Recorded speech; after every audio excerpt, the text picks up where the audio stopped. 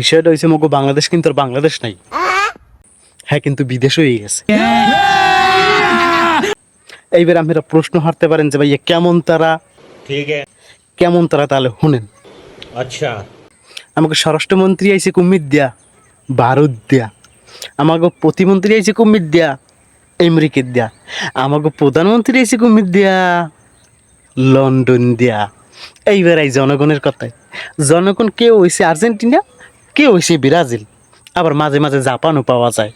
খালি হেইডিয়া না, একজন ভ্যান চালক হে আবার কিন্তু বাংলাদেশের নামও পাল্টাই হেলাইছে। अच्छा।